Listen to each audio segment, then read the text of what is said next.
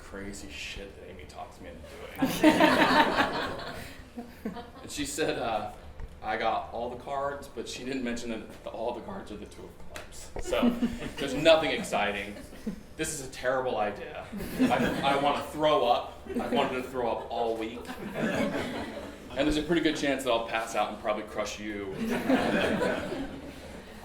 And the only reason I did this was because of the theme. If it had been anything else, I would have said no. But I have a really conflicted relationship with being comfortable and uncomfortable. I hate feeling both of them. So Amy said, you should come and speak at Creative Mornings, which I have loved. I was aware of Creative Mornings before we even launched the Salt Lake chapter, and Amy petitioned to bring it in. So thanks, Amy, for making this community a realization, because it really is essential. And the talks from Micah to Joy to Dallas, Adam from Cathedral, Mike and Sean, and then of course, if you were here or at the Space of the Opera last month, you heard Gina Marie's beautiful talk on empathy. And I've left all of those talks, some of them I had to watch remotely, but I left all of those talks thinking that I understood my place and my past and my future better. So Amy said, come and talk on shock, and I said, there's no way. She said she gave me 24 hours. I said, I was sick. Like I said, I've been sick for a week, and I'm really uncomfortable. There's a great comedian named Tom Papa who said, life is uncomfortable. We're not meant to be comfortable. We don't fit in. Life is a pair of skinny jeans, and we're a bunch of fat asses. So I feel uncomfortable all the time, and then I feel comfortable, and then I'm like, I don't like feeling comfortable. So Amy said, come and talk about shock. And I started to think, I don't really know anything about shock, but I started to kind of reflect on my creative life and realize that I've had some pretty definitive moments where I felt shocked. And so I don't want to talk about like Elvis Presley and his swiveling hips in the 50s. And I don't want to talk about Madonna. And I don't want to talk about Robert Mapplethorpe. And I don't want to talk about Miley Cyrus. But I wanted to talk about shock and what it's meant for my specific creative life. I think this picture was taken in 1976. I was born in 1974. In my head, this is how I feel all the time. And whenever I get the chance, I do this. I put on headphones and I turn up something really loud and really depressing and slow and fast. But this is how I think about it. This is me now. So boring. The Napoleon thing with the hand, I don't know what Justin Hackworth was thinking. My hair is getting really gray. This was taken last year at Christmas. You can see now, like, my hair is even worse. Lots more gray. I have 3 kids. They're the source of all of the gray hair, I think. But I started to think about the time between these 2 pictures and kind of taking an inventory of my life, my creative life. So over the last 15 years since I left school, I design lots of things. I take lots of photographs, I write and record lots of songs, and there's a pretty good chance you've never seen or heard any of them. So what's the point?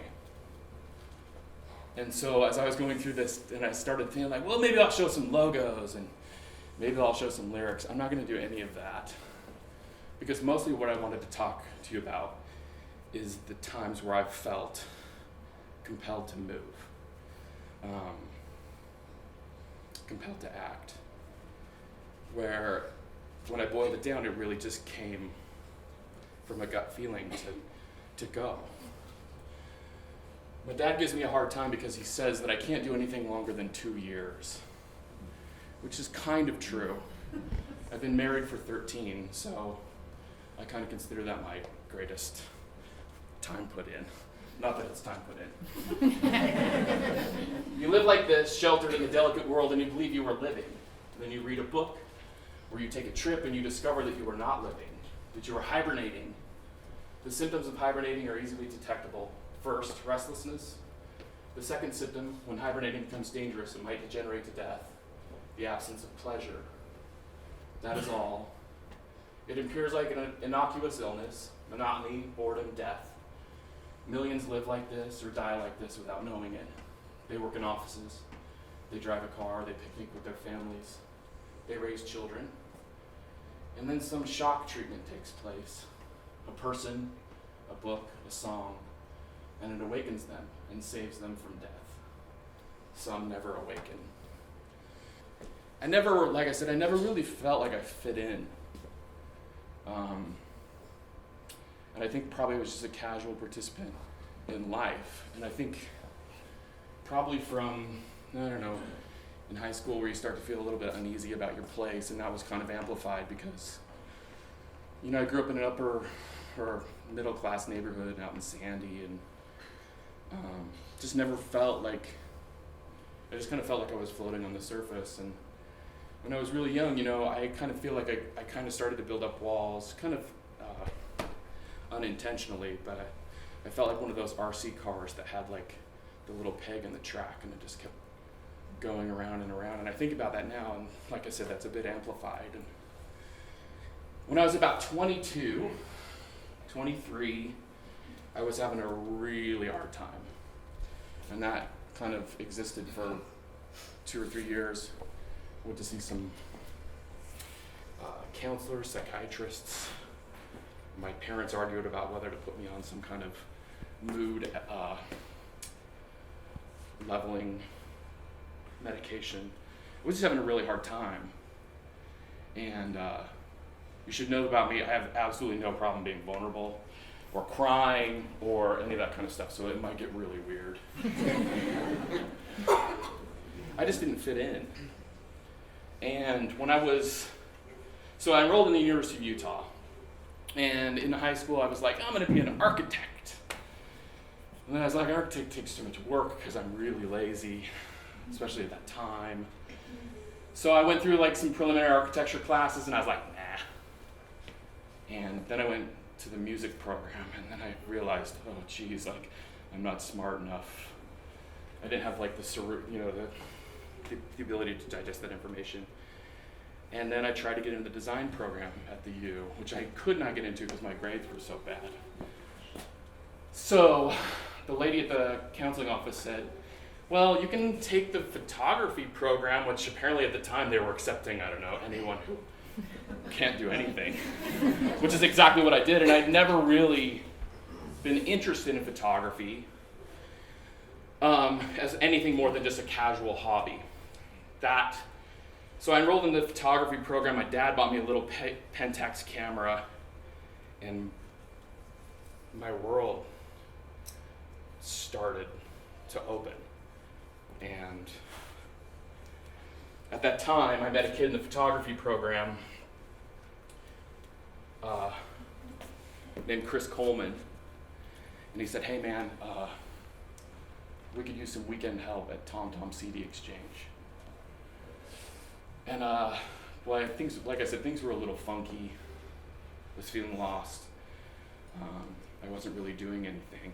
And someone reached out to me and said, hey, would you be interested in doing this? So I took a job at TomTom CD Exchange out in Sandy, close to my parents' house. And at the time I was listening to like the Smashing Pumpkins and Pearl Jam and Nirvana and Soundgarden. Angsty music that made me feel a little better.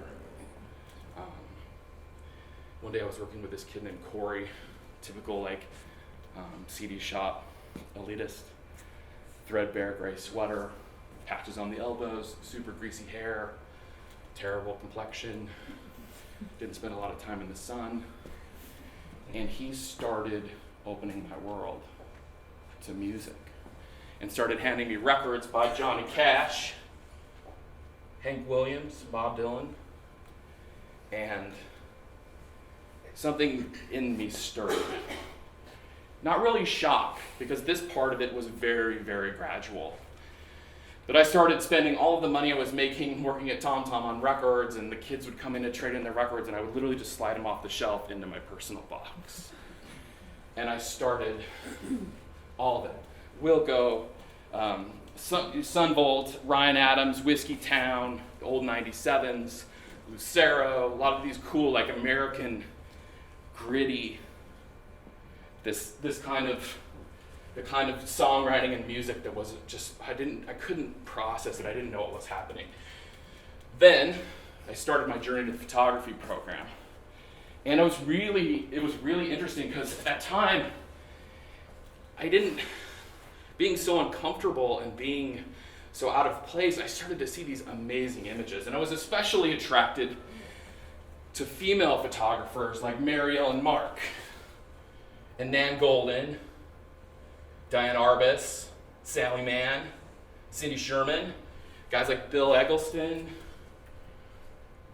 Robert Frank. This stuff blew my mind. And I started to kind of learn a new language where I realized that my creative voice was visual, and that I was amazed how photographers like Robert Frank could put something, and you could know so much and still have so much like gray area, like what the hell is going on? And this is a rodeo in Detroit shot in the 50s, and so I'm getting all this new information, and I feel I don't know what's happening to me.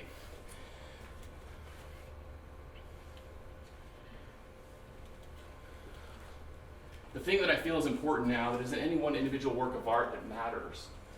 Art museums, films, photographs, or hearing other people's music, any individual piece of art. I don't think it makes any difference if it exists or not. What would make a difference is if people stopped making art. The reason that art exists is to remind people to make stuff. The act of making art is more important than art. And so I started thinking all these things, and I realized like when I would hear a song, I would construct it visually in my head, kind of cinematic.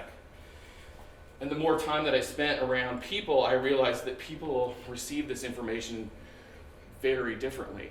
And I realized that I kind of saw and heard things in a different way, different at least than the people that I was choosing to spend time with at that time. So all these things are happening. The photography is just, I couldn't do what they did. But it was stirring something in me. And I was listening to this music that was American to its very core.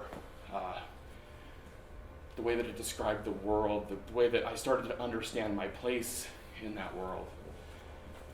And then, I don't still know why I enlisted in this class, but I took a creative writing class with a professor named Eric Trainer, and I think he wasn't a professor, but a TA or something.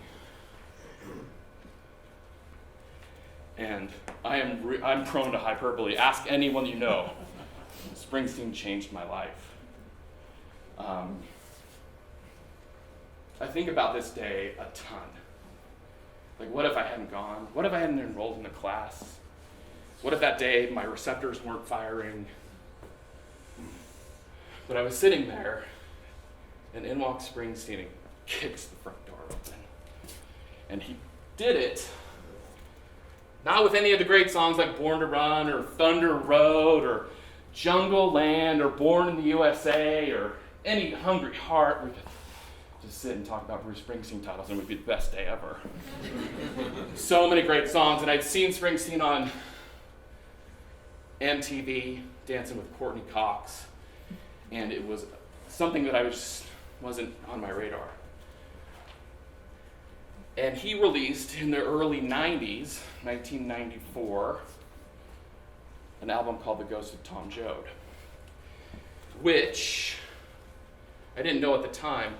The entire album is constructed of little vignettes about the plight of immigrants coming over from Mexico to the United States and working.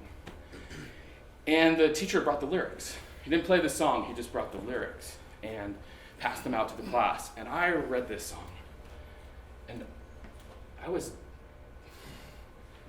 devastated by it. It's like someone had just taken a bolt of lightning and put it right in my head. And I was amazed. I was amazed that something I had no comprehension of, immigration. Like, I saw this beautiful, in 3 minutes and 51 seconds, he had articulated so many stories. Sinaloa Cowboys is about two brothers, Miguel and Lewis, that come across the border to work in the agricultural fields in the San Joaquin Valley. And it starts with this beautiful part where their father's sitting at the table with them, and he says, "My sons, there's one thing you must learn. For everything the Northland gives, it exacts a price in return." So they take all their money that they've saved, they get across the river and they start working in the fields. One morning, please go listen to this song when you get done. It's unbelievable. The whole album will just blow your hair back. But two cowboys from Sinaloa, which is down on the Pacific coast of Mexico, real bad problems with cartel violence.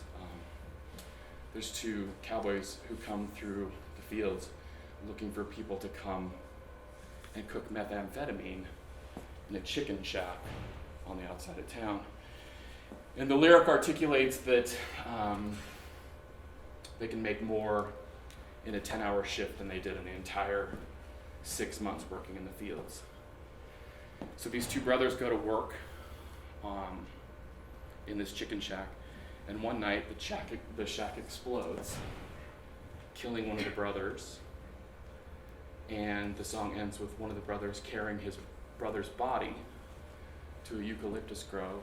And then the best lyric of the whole thing, he says he kissed his brother's lips and placed him in the grave. And that's the end of the song. I couldn't believe it.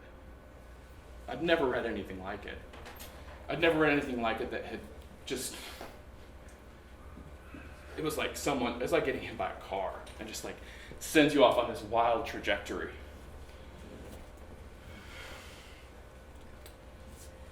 And so I start writing songs.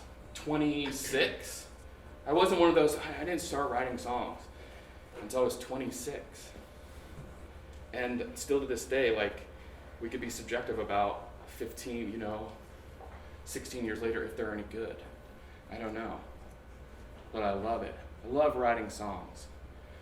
And then I read this. The world don't need any more songs. As a matter of fact, if nobody wrote any songs from this day on, the world ain't going to suffer for it. Nobody cares. There's enough songs for people to listen to. If they want to listen to songs, for every man, woman, and child on earth, they could be sent probably each of them 100 songs and never be repeated. There's enough songs. Unless someone's going to come along with a pure heart and has something to say, that's a different story. So over the last 20 years, I think about this, especially the last couple of years. Because what we do every day, does it matter? Like, we just had Jeff Tweedy and Bob Dylan say, does it matter? And I think about Sinaloa Cowboys and the effect that it had on my life. And it matters. Now, does Bruce Springsteen know who I am? Of course not. Although I will tell you a story that upsets me greatly. We went to see Bruce Springsteen last year in Nashville, and we got on the front row of the pit. You guys know what the pit is at the Springsteen shows? Where the super hardcore fans can all get in there, and then Springsteen jumps in the crowd, and they carry him around, and they hold up posters. We got on the rim of the thing, so we were right on the walkway. And they were doing 10th Avenue Freeze Out, which is an amazing song. And Springsteen comes out in the audience, and we're there, and I see him. He's 5 feet away from me. I'm like, if I could touch him, embrace him, whatever. Emily's standing next to me, and he comes around the corner, and he's super amped. We have eye contact. We don't have eye contact. I imagine it very different. I go to put my arms to embrace him, and hopefully pull him over the thing and run up the stairs and stuff him in the trunk, and it was weird after that. I'm standing there like this, and he walked right past my arms into the arms of my wife. And I was looking at the two of them, and all I could do was just pat him on the shoulder like that. It was so weird and so disheartening. I resent her a little bit. He walked right past my, no, we have the thing. Remember, he doesn't have any idea, of course. But he changed my life. And so I'm patting his back. And I think about the last 15 years, and I feel about how uncomfortable I've been and how miserable I've been. Anyone that's in a relationship with anyone that's makes things, they should offer counseling to, because my poor family, I'm a mess all the time. All the time. So, I get out of school, I'm writing songs, doing all kinds of stuff. We get married. I go to work for corporate America in the advertising department of a dental company. The worst. The absolute worst. And so I compartmentalize my life. I separate it. And I say, here's my art, and here's the stuff that I have to do 40 hours a week or however long. And we got married and we had kids, and that chasm gets wider and wider, and I go work for other terrible places. It's just like terrible places, one after the other, and I feel weird and discombobulated, and I have this thing over here that I love that never gets attention and never gets time, and I'm going through all this mental anguish of and I realize it's the same thing. If you go back to the Anais Nin quote, it's the same thing. It's what happens. I work in an office, and I drive a car, and I take my kids on picnics, and then I felt like, I'm asleep. And thus the battle between being asleep and awake every single day.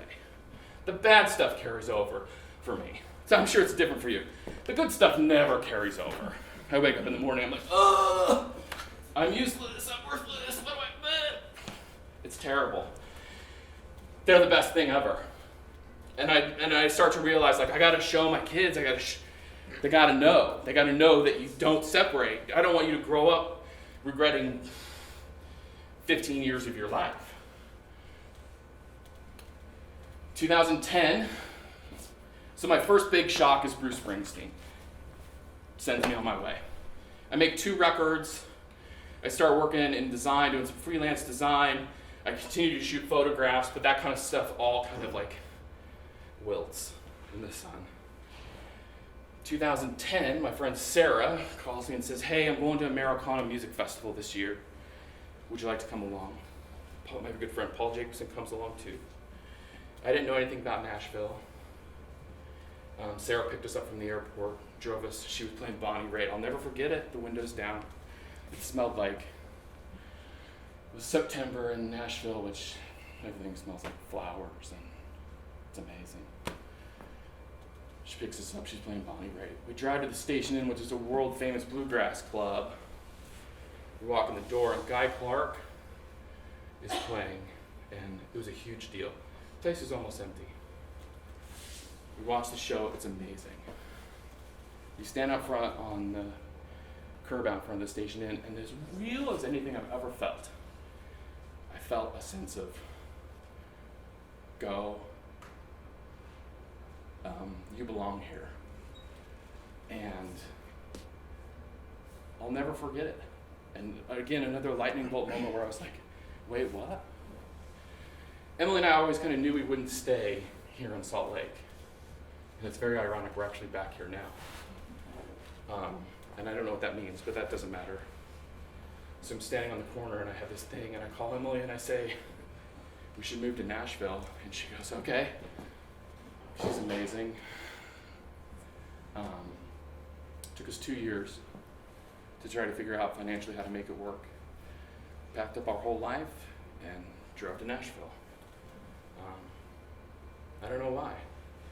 It's still not really clear to me why. Although when I was in Nashville, some really amazing and very special things happened. But I guess the larger point that I'm trying to make here is I think because I was vulnerable to listen to whatever was being communicated from wherever it's being communicated. I have no idea what's happening up there or out. I don't know what's happening. But I felt something very real in those moments when I heard that Springsteen song. And when I was standing there and I was like, hey, Nashville. I was like, what? 3 kids, money, gonna put my family in a tiny apartment and become this musician or whatever. I don't even know what I was trying to do. But I think the lesson is I was open to be affected. And I think, going back to that quote, I think a lot of us, maybe you're not like me, but I spend so much time just moving, kind of directionless or whatever, not really paying attention to the world that was around me. And I started to hear this music and photographs, and I started to understand this language that I'm starting to understand a little bit better today that helps me figure out where I belong. And the things that I do matter. Now we can take everything at face value and say, well, does our work matter? Are the illustrations and the books that we make and the connections that we have with other people, does this stuff matter? And that's my biggest struggle. And I had kind of my third lightning bolt was that I had my whole life given other people the power to tell me what I do is meaningful. And it's really hard because, like I say, I wake up in the morning and I'm like, I went to bed and I loved this song, or I loved this particular set of photographs that I created. And you wake up the next morning and you're like, what's the point? And I need a lot of patience for myself and the people that are around me because I'm struggling with that all the time. But I remember about 6 or 7 months ago, I had this kind of another shock moment where I felt like it's just like a decision. I'm no longer going to let other people tell me what's meaningful. I'm not going to get up on a stage and play music for people and say, please like me, please do like me, buy my records. Because I think we hold this success and we look at our heroes and we look what they've accomplished and we start to minimize our effectiveness by doing that. And I started this week starting to take an accounting of things that I've made over the last 15 years. And it's substantial. Now, if I hold my album production up to whoever, it's going to look a little flimsy. But over the last 10 years, I've made 4 albums of my own. I've worked on, or been a participant on, playing-wise, another 30.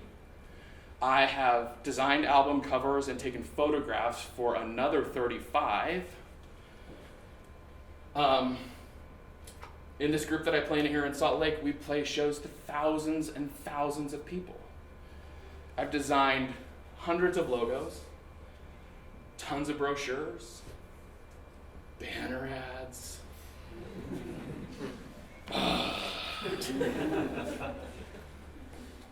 And yet I feel insignificant. In 2008, I wrote a letter. I played in a local band here in Salt Lake called Atherton. Yes. Best. It's great. Terrible songs. Well, there's 4, how many good songs? 5, Paul? 5 good songs, maybe? 9 good songs, thanks, Paul. And that band was ending. And I had all these songs, and I did all this work, and I was like, what's happening? And I wrote a letter to one of my songwriting heroes. And I was like, Joe, my life, my band, will you come produce my record and save me from ruin? And I laid my heart out, and I feel insignificant and I feel underqualified. How do I keep going? Is there a reason to keep going? It was on my birthday in 2008. 20 minutes later, I got an email back. I don't know how he wrote it so fast. It's 2 pages of the most beautiful prose and unbelievable life advice that I've ever gotten from anybody. But he said this: imagine how your art can continue from here and where. But as I am always reminding myself, find a way for the work itself to be meaningful to you, rather than expecting a response from the universe to make it meaningful. When we do, the impact on our trajectory can be startling. I reread this letter at least once a week, because we need people in our lives. And that's another thing I wanted to say today. And then I'll wrap up, because I know we have corporate jobs to get to. We can never really underestimate this exchange, what happens here today, if you allow yourself to be affected. The things that you make, the speeches that we've heard on this very stage, have inspired me and helped me look at the world different. It's helped me understand my place better. And so when I think about all this time, my life, my creative life in a very tight nutshell, it's really easy to lose sight of that. But what I wanted to say most of all is allow yourself to be discombobulated. Allow yourself to be shocked. Allow yourself every single day to look for a moment that inspires you. Because you never know which piece of artwork or photograph that you take or film that you make or app that you develop or website that you design. You never know. It's impossible for you to know how it's going to affect the world we live in. We just can never tell. Does Bruce Springsteen care that he changed my life? I like to think so. But he doesn't know. But certainly he knows on a whole. Like if you think about all the people who have been to Bruce Springsteen shows and all the good motivation, that people leave. Imagine how many kids have been born after Springsteen shows. Like, if you think about that exchange in any given moment, that it can change your trajectory, there really is nothing insignificant about the things that we do every day. So, another thing Joe said to me is we walk through doors of our own making, and you don't build one without first imagining my weight on the other side of it. So, as we leave here today and we go back into our creative lives, how we are with our families and our friends, this stuff matters. It matters to me. Because I need to see your artwork and be inspired. I need to hear your poems. And maybe it's going to help me understand how I move tomorrow. I need what you make. Now, does your specific poem matter in the cosmos? I don't know. But you never know what that might do for someone. Allow yourself to be affected. Allow yourself to be shocked, awake as often as possible. Thank you.